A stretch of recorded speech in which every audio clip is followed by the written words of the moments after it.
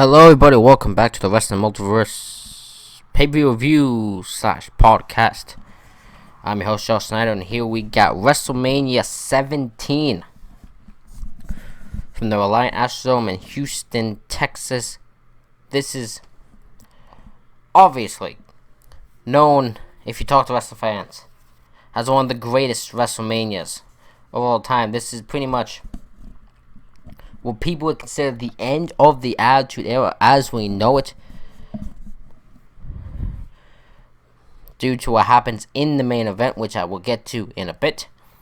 67,925 people are in attendance in the Astrodome here. Your commentary team is Jim Ross and Paul Heyman. Can we just talk about these two for a second? These two are one of the most, known commentary teams, one of the most beloved for this time frame, because of the fact Paul Heyman used to kind of just purposely get under Jim Ross's nerves, and it would kind of bring out the best of both of them. But it's kind of fun to look at these two together and just seeing what has happened, kind of how they would go. First match of the evening is Chris Jericho defending his WWF Intercontinental Championship against William Regal. This rivalry kind of suit personal, mainly starting with Chris Jericho pissed in William Regal's tea. Beautiful. Love it. Love that stuff. That is just hilarious. William Regal's facial expression when drinking the tea or sniffing the tea is just perfect. Love that stuff.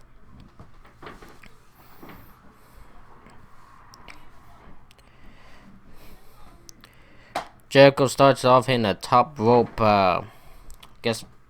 spinning elbow, we call it. Spin, like top rope uppercut type thing. I am already really badly explaining this for your I apologize, but it gets a 2 count. Regal throws Jericho's left shoulder into the ring post twice. Jericho then goes for the Lionsault, but Regal gets the knees up. Regal hits a nasty German on Chris Jericho. Jericho almost landed on his head. Jericho ends up hitting 2 enziguris on Regal. Jericho hitting a missile dropkick for a 2 count. Regal hits a top rope tiger suplex, but Chris Jericho somehow kicks out. Regal gets the Regal Blast locked in, but Jericho gets to the ropes. Jericho hits the Bulldog and the Lionsault to win the match and retain his Intercontinental title. I give the match 4 out of 10. Not the greatest match you'll see. Not the worst match you'll see. It's kind of there, just getting to get the crowd fired up with a good babyface win for Jericho. JBL ends up going off in a backstage thing with Jacqueline and Ron about how great Texas is. A bunch of sports reference that, unfortunately, because I'm not from Texas, I don't get. But it goes in the match too, which is Right to Censor in a 6-man tag versus APA and Taz. Jeez. Can we just talk about how Taz fell down within a year? Like, my God, within Royal Rumble 2000, when he makes his debut, gets one of the loudest pops you will hear. And I know this is talked about on almost every channel, but it's just insane to think that it's insane to think that from the Rumble 2000, when he faces Kurt Angle and gets on the loudest pops of the entire show, how somehow he goes from that. He somehow goes from that to just barely a blimp. Barely just a spark on the WrestleMania show. It's just in a 6-man tag. Like, I don't even know what he was doing at WrestleMania 2000, to be honest. It's insane. It's insane how getting a huge reaction like that will somehow get Taz in trouble. It's really weird. But this match starts as an all-out brawl. Bull Buchanan, or B Squared, if you're like watching if you watch it, Ruthless Aggression, leaps off the top rope to clothesline Ron Simmons. Right to censor, continue to wear down Taz. Taz hits this weird thing where he bounces off the ropes and he's supposed to, I think he's supposed to get hit with something, or it's just this big miscommunication where Taz just bounces off the rope and just falls down, and just this big botch, and it's just really hard to watch, to be honest. But Taz is able to get the tag to Bradshaw after the Good Father, I'm sorry, not the Godfather, the Good Father, misses a splash. Reverse slam from Bradshaw to Val Venus. Bradshaw hits a clothesline from hell to Good Father to win. Match rating, I'd give it 4 out of 10. It's it's again just one of those bland matches. They're just there to kind of get the crowd going as we start to really ramp up as the show goes on.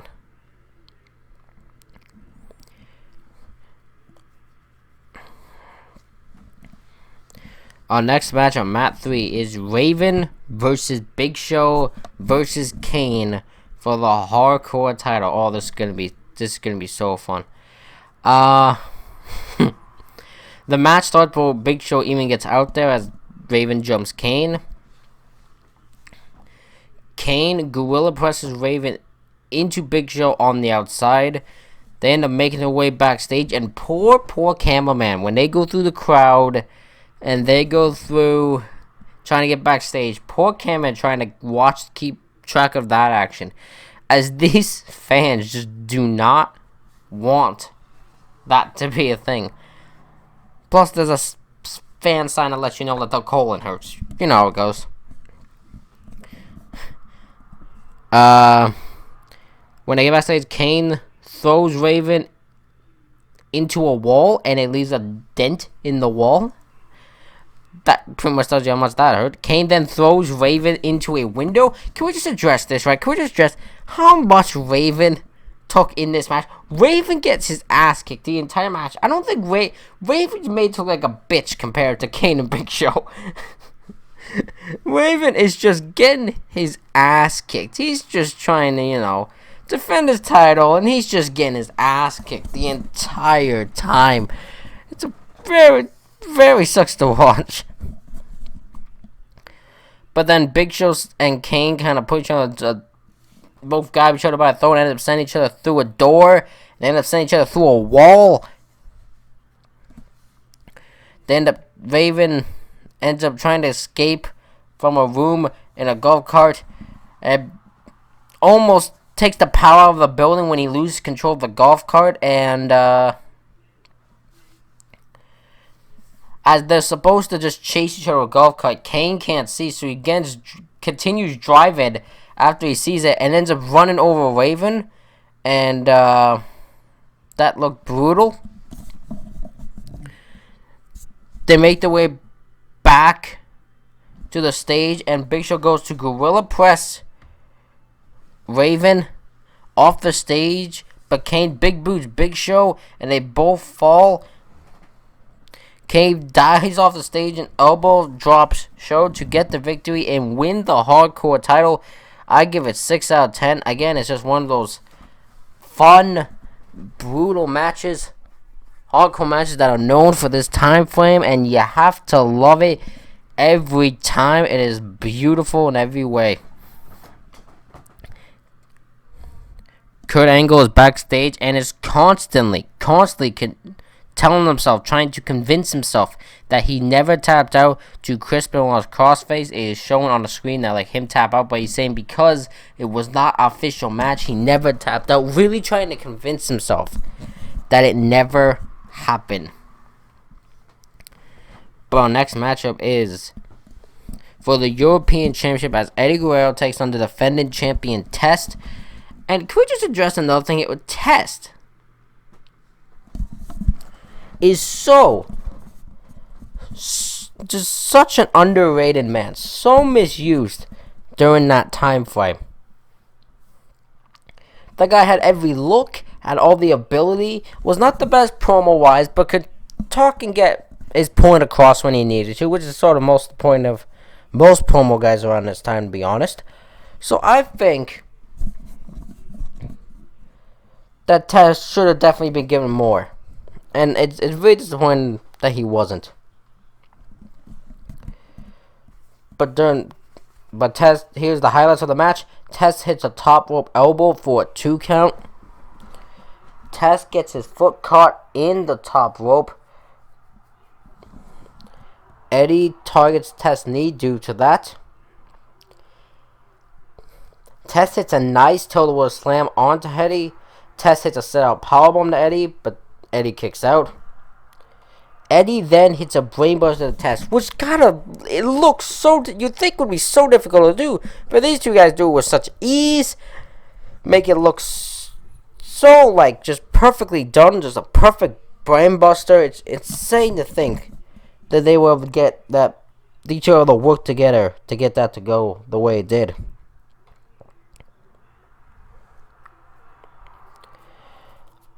Test dodges the frostbite and hits a pump handle slam, but Eddie kicks out. Dean Malenko distracts the ref as Eddie hits Test with the European title to win the match and win the European title.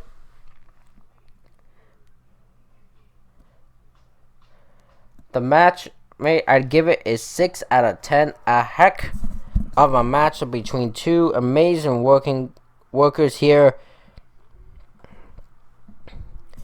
Absolutely really good, but not as good as the next match, as it is Kurt Angle taking on Chris Benoit. Now, before anyone says anything in the comments, I will not get into the Chris Benoit situation. I won't say anything on it. I will just treat him as if he's in any guy in the match, and when I review match shows that he is in. I'm not gonna, that's all that's gonna be said. I'm not gonna get into what happened. I'm not going to give my opinion on what happened, because it's not my right to say it, because my opinion doesn't mean shit. So, especially when it comes to that scenario. Kurt comes out and cuts a promo saying the flag is missing 49 stars, and that they need to lose the damn cowboy hats. Just lose the damn cowboy hats, would you, Texas?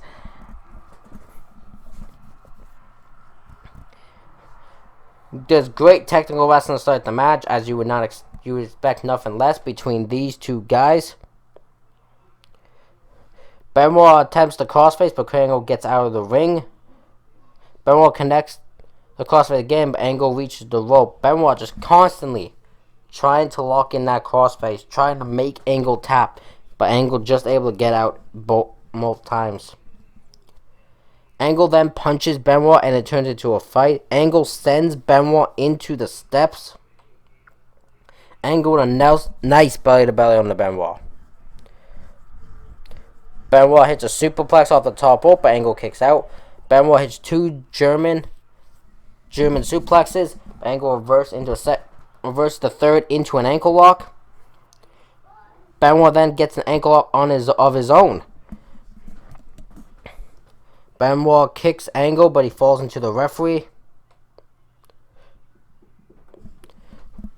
Benoit gets Angle in the crossface. Angle then taps, but the ref is down. He cannot see it. Angle hits an Angle slam, but Benoit kicks out. Angle goes for the moonsault, but Benoit gets the knees up pretty much right in Angle's face. Just straight 2 knees straight to Angle's face, pretty much.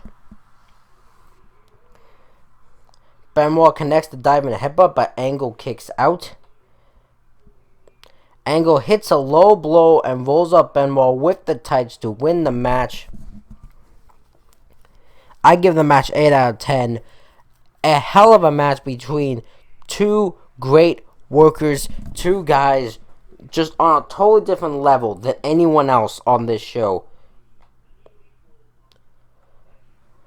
And 2 guys who I feel should have, even though they're both, like, Angle especially, multiple time world champ, I feel still he is not given the credit he really is due. Both these guys just insane. Just like what they were able to do just at this time and how better they would get as time went on. Especially if you consider Angle's only been in the business 2 years, not even at this point. It's insane to think about. Regal enters his office to find Kamala in it. Benoit also, Angle does a promo going to gloat about his win, but Benoit attacks him from backstage and makes him tap out to the crossface again. That would set up their ultimate submission match at Backlash. Next matchup on the show is Ivory versus China for the women's title. So the story of this match is Right to Censor gave a pile driver to China, pretty much writing off as if it could have been a career-ending injury. She might never wrestle again, made China at this point. At the Rumble, they tried to have a match, but China, I guess, re-injured her neck something, which allowed Ivory to retain. And now we have this match here. Back, and we have this match here. Ivory cheap shot China with the belt before the bell rings, but then China takes control and pretty much doesn't look back. Like, I don't think Ivory gets a single move in here. She gets a power bomb. China goes for the pin, but then pulls Ivory up. China Gorilla presses Ivory down with a cocky pin to become the new women's champion. I gave it the match 2 out of 10. It's a pretty meh match. It's just a squash. It's a WrestleMania squash. And to me, a match like this, again, I think it was Brian Zane from Wrestling with Regret when he said it, but I will repeat it here. It just shows how China just doesn't fit in the women's division. She shouldn't have been put in there, because she was built always as this person who could compete with men, who was an equal to men. And for you to do that and then just put you in a women's division, it just doesn't make sense, and it just doesn't add up. So I agree in the scenario where she just shouldn't have been put in there. And like, she doesn't even lose the belt. She pretty much would give it up due to problems backstage, mainly with Triple H and Stephanie. And then she'd be slowly written off TV. They would take the belt from her, and then she'd be released. And then pretty much never mentioned again until she would pass last year or the year before, 2 years ago. So yeah, it's a very bad way to end a relationship like that. Match 7 is McMahon versus McMahon, as Vince McMahon versus Shane McMahon in a street fight with Mick Foley as guest referee, because that's what we need. Just a guest referee. Mick Foley as guest referee. Vince at this point is kind of having his midlife crisis, tells Linda, I want a divorce. And because he said that, Linda goes into like this kind of coma. I don't know how to describe it. People then is consistently being drugged up by Vince and Trish, who Vince is having this open affair with right in front of Linda, but she can't do anything because she's on the drugs. Shane makes his return to TV after being gone for a while to stand up to Vince. And the week before this, Shane announces that he has purchased WCW from under Vince's nose. I agree with people saying it shouldn't have been done right the week of. But due to the scenario, they kind of had to. But I also agree, for what a moment. Because if I was watching and that happened, I would want to watch Mania now just to see what the hell was going to happen now that Shane has pulled that move on Vince. So it sort of might have done its job, really. Vince opens up with shots, and within the first few punches, gives Shane McMahon a black eye. Amazing stuff. What a way to start a match with your son. Giving him a black eye. Shane gets a baseball slide.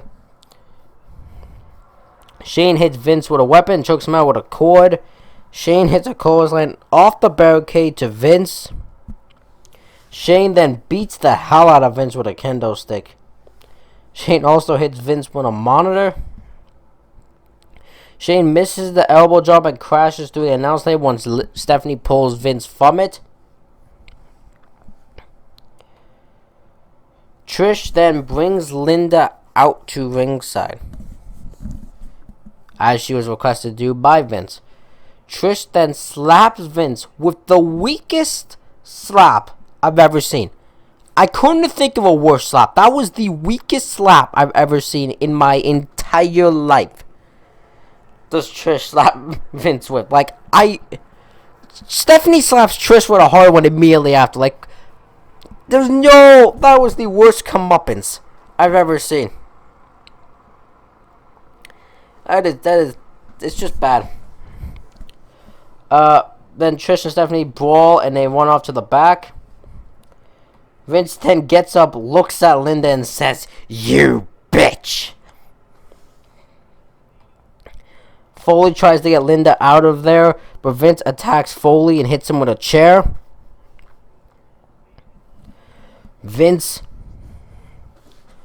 brings Linda into the ring and makes her watch him beat up Shane. But then Linda rises up out of the chair to the loudest pop of the show. I don't care what anyone says. I think if you watch that entire show, you will not get a louder pop than Linda McMahon rising out of that chair. I think it literally is the loudest pop of the entire dang show. It is insane, the pop she gets. She then kicks Vince in the balls. Foley then attacks Vince. Shane then hits a coast to coast to win the match. I'll give it 6 out of 10. A hell of an interesting street fight. Just complete family drama.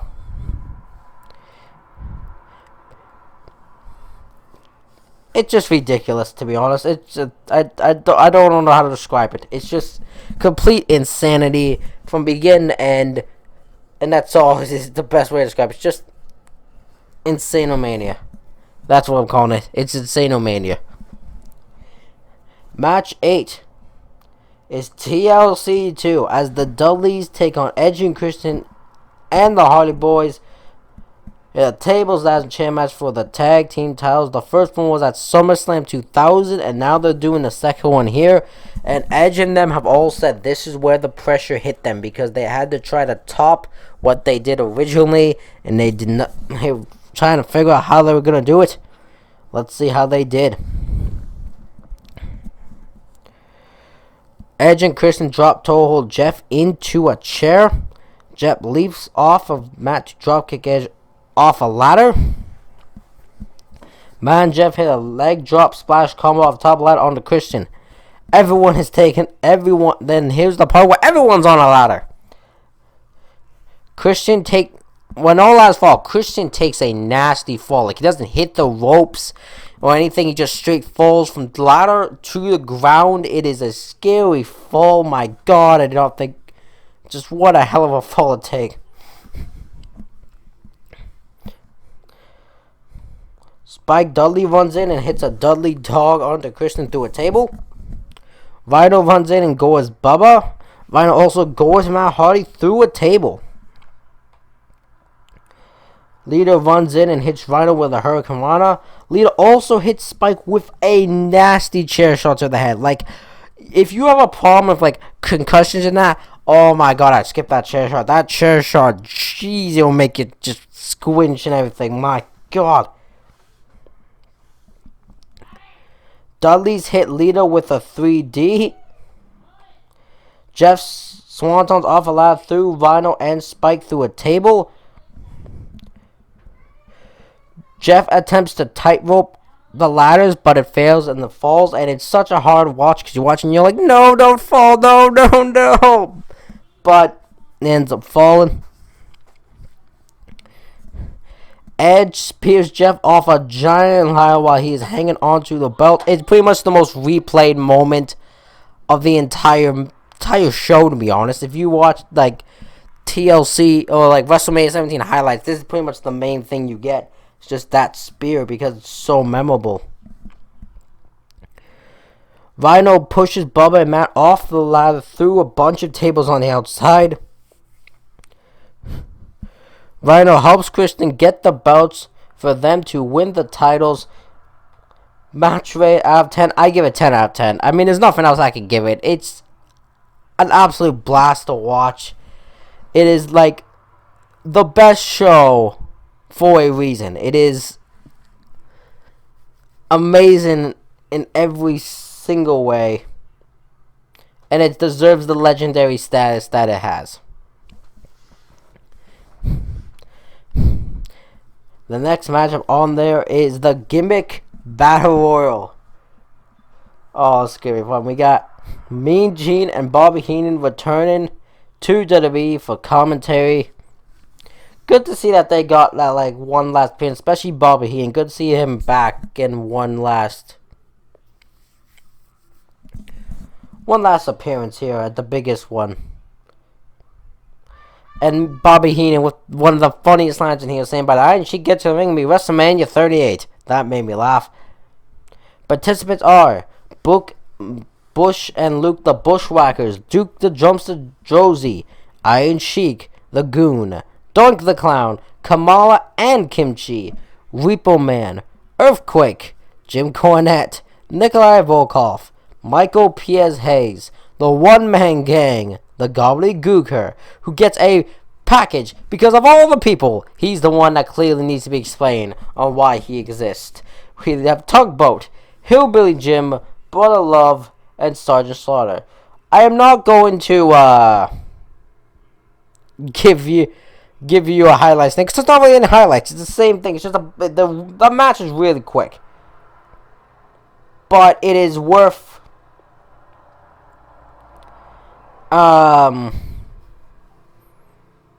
it's worth watching for entertainment purposes. Order of elimination though: first Repo Man, then Gobbledygooker, Tugboat, Earthquake, Luke of Bushwhackers, then Jim Cornette, then Duke the Jumpster Josie, then Volkov, then the Goon, then Butch, then Doink the Clown, then Michael P.S. Hayes, then Kamala, Brother Love, Sergeant Slaughter, and the final elimination is Hillbilly Jim, which makes the winner of the Gimmick Battle Royal the Iron Sheik, because Iron Sheik ain't taking no dang bump, and again, no elimination with his hips and that at WrestleMania 17, I'm telling you that. Sergeant Slaughter locks Sheik in the Cobra Clutch after to kind of stand tall, because apparently Slaughter needed to stand tall for some reason. I don't get that. But I give a match 4 out of 10. It's not really anything big. It's just it's a comedy match and that. But you know what? I laughed at it. I was watching this pay-per-view with my brother Thomas, and he said you should give it a low rating. Really look like 2 or something like that. And I was like, no, yeah, I give it more. It's complete comedy. It's funny as hell. I laughed at it. I'm giving it more. Match 10 is the match they didn't want you to believe happened before WrestleMania 27. It's The Undertaker vs. Triple H. Motorhead gives a live version of the song "The Game" as Triple H makes his way down to the ring. Undertaker makes his way out with his bike, which is just an awesome visual of him just going as fast as he can down that on the bike. Amazing sight to see. The fight starts on the outside. Undertaker hits Triple H like uppercut at H. Jumps and lands on the Spanish announce table, but it's like just a makeshift table, just an actual regular table, and it just breaks, and it's amazing. Undertaker goes for old school, but Triple H throws him off. Triple H is slingshotted. Oh, Triple H goes and grabs a sledgehammer, but Taker fights it off. Triple H is slingshotted into the referee, and the referee's down, and pretty much stays down just pretty much the whole damn match. It's just ridiculous. Undertaker to chokeslam. Triple H then kicks out. Undertaker then beats up the referee more, which just keeps him down. They begin fighting through the crowd and on top of a platform. Triple H beats the hell out of Undertaker with a chair. Just beats him down. It's not 27 bad, but he beats him down.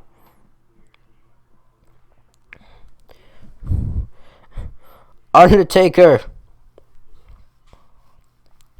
chokeslams Triple H off the platform into the abyss because the camera angle does not show you. So in the replays, they land on this pad that's there, but it made me laugh. I was just pretty much chokeslammed just into nothing, just in the darkness. Undertaker then hits an elbow drop off the platform onto Triple H.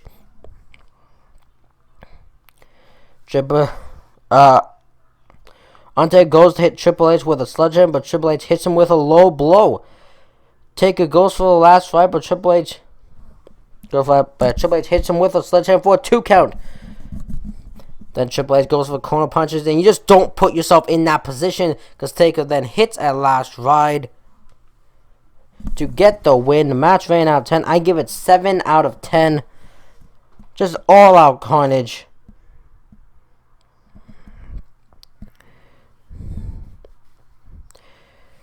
Between the two, sorry, I zoned out for a second. Just all out carnage between the two, and it's a great match to go into right before our main event, which is about to happen right now. Main event for the WWF title as the 2001 Royal Rumble winner Stone Cold Steve Austin takes on the WWF champion The Rock for the title.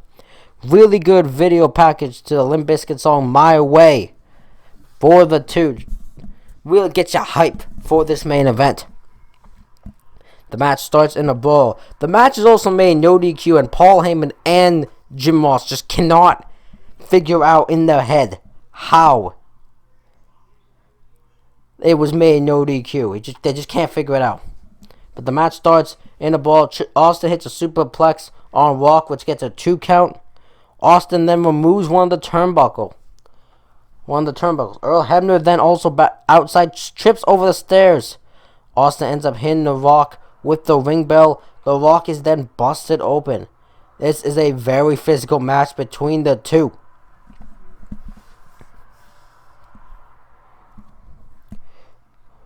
Then The Rock comes back into it with a massive clothesline. The Rock throws Austin into exposed turnbuckle and hits him with the ring bell. Now Austin is busted open. Austin then slingshots The Rock into the ring post. Austin also hits Rock with a monitor.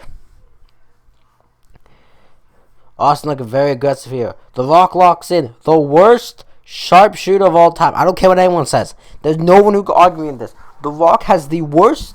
It's just the worst at submission holds, I think, ever. I don't know if he can put in a good submission hold at all. If he can, someone show me a clip of it, because I just can't find a good thing of him hitting a good submission hold. Austin rakes Rock's eyes, then locks the sharpshooter on his own. Way better than Rock's. Austin then locks in the $1 million dream. Rock rolls over into a count, but Austin kicks out. The Rock hits Austin with a stunner for a 2 count. Then a random Vince McMahon appears, not acknowledging the fact that he just got beaten the shit out of early in the show. Not at all. Rock hits a spinebuster in the people's elbow, but Vince pulls the Rock off of Austin during the pin. Rock chases Austin around and gets back in the ring. Austin hits Rock with a Rock bomb, but he gets a 2 count. Earl Hebner is then taken out. Vince hits the Rock with a steel chair shot to the head for a 2 count after Austin held the Rock up. Austin then hits the Rock with a stunner, but the Rock somehow kicks out. Austin hits Rock in the head with a chair, and the Rock kicks out again. Then Austin hits Rock with a steel chair 16 times to pin and win the WWF title. Match rating out of 10. I give it 10 out of 10, just like TLC match. A hell of a main event. I think the best main event in WrestleMania history. I think that's a fact. Just the best WrestleMania main event of all time. I dare anyone to find something better. So definitely worth 10 out of 10. I definitely recommend anyone who's looking to watch a good match. Go watch this match. Definitely recommend it. Was completely into it the entire time. Overall show rating, I give it 7 out of 10. Hell of a show. Definitely in the conversation for the best WrestleMania of all time. Definitely deserves to be in that conversation. I highly recommend anyone who's just looking to watch some good times during the Attitude Era to definitely watch this show. But we know what happens after the match still that we need to address, which is Austin shaking hands with Vince McMahon and turning heel in the process. Everyone who says Austin shouldn't have turned heel, even Austin has said that. And you know what? Maybe he shouldn't have. But the fact is, if you look at it at that time, while it wasn't a good move business-wise, the moments that came out of that were definitely worth the heel turn. So I'm 50-50 always with Austin turning heel because he was hilarious with his stuff with Kurt. He's good at being a conniving heel. He is good. Was good during that time with the Alliance. He knew how to be a heel. He was just in a scenario where he was just too loved to be one.